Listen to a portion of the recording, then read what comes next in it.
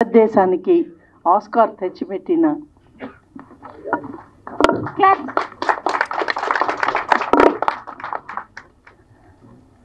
కీరవాణి గారు నేను డైరెక్ట్ చేసిన ఫిలింకి first music director, world best music director.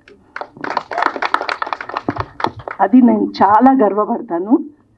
And గద్దరన్న ఆయనతో పనిచేయడం నిజంగా నా అదృష్టం అండి. నేను అసలు కొరియోగ్రఫీ పెద్దగా చేయట్లేదు, కానీ గద్దరన్న సాంగ్ చేసి చాలా పెద్ద మంచి పని చేశాను. నాకు విపరీతమైన పేరు వస్తుంది, అదైతే గ్యారంటీ. సార్ మ్యూజిక్, గద్దరన్న పాడటం నా జన్మధన్యం సార్. ఆయన పసిపిల్లాడిలాగా వర్క్ చేశాడండి. నాకు ఆయన ఒక గొప్ప వ్యక్తి అన్న సంగతి కూడా పక్కన పెట్టేసి చిన్న పిల్లాడి మనస్తత్వంతో నేను ఏది చెప్తే అది చేసేవారు. ఆయనకి ఏమన్నా కావాలి అని అంటే మటుకు దగ్గరికి వచ్చి అమ్మ నేను ఇలా చేస్తాను అలా చేస్తానని ఆయనకి ఆ స్వేచ్ఛనిచ్చి చేసిన సాంగ్ ఇది. ఆయన ఏజ్ని దృష్టిలో పెట్టుకుని గబగబా తీసాము ఆ సాంగ్ని. బ్రేక్ ఆన్ టైం ఇస్తూ ప్యాకప్ కూడా అలాగే క్విక్గా చేసాము. ఆయన కూడా ఉండుంటే చాలా సంతోషంగా ఉండేది. ఆయన లేకపోవటం మన దురదృష్టం.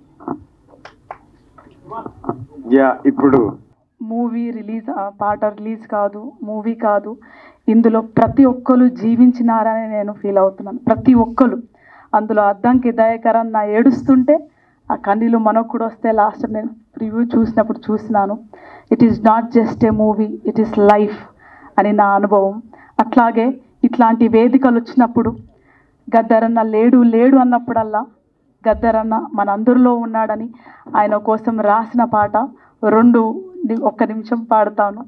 ఎందుకంటే బానిసలారా లెండిరా ఆ పాటకు నాన్నగారికి గద్దరన్నకి ఆయన బతికుంటే ఆయనకు మనమందరం ఇచ్చేనివ్వాలి అని నేను అనుకుంటున్నాను. ఆయన లేడు, ఆయన లేకున్నా సరే ఆయన పాట, ఆయన ఉద్యమ స్ఫూర్తి, ఆయన ఇచ్చిన శక్తి మనలో ఉంది.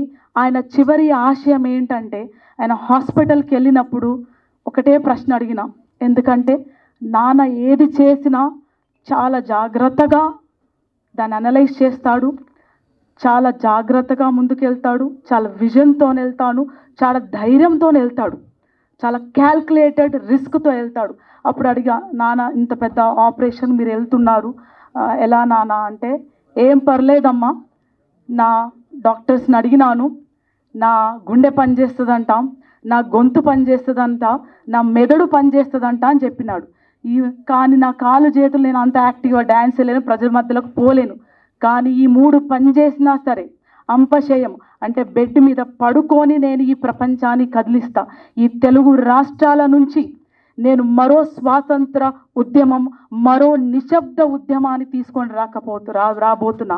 ఆ స్వాతంత్రం ఉద్యమం ఏమంటే భారత రాజ్యాంగాన్ని రక్షించవు. ఆ నిశ్శబ్ద విప్లవం ఏంటంటే ఓటు హక్కుని రక్షిస్తామని. ఆయనకు నివాళిగా ఒక చిన్న 1 minute పాట పాడతాను.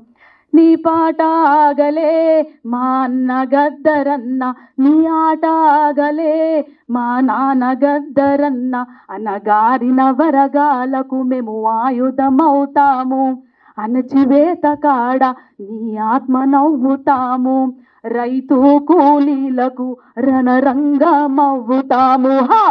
నీ పోరు బాటలో మాయన్న గద్దరన్న, మేము పొలిమేరు సుడతమే మా నాయన గద్దరన్న, అక్కాల చెల్లలాకు మేము అండగుంటాము, తమ్ముడి అన్నలాకు మేము తోడుగుంటాము, విద్యార్థిదారుల్లో మేము వెలుగులవ్వుతాము, విద్యార్థిదారుల్లో మేము వెలుగులవ్వుతాము, కళకారుల గుండెల్లో మేము కలములవ్వుతాము.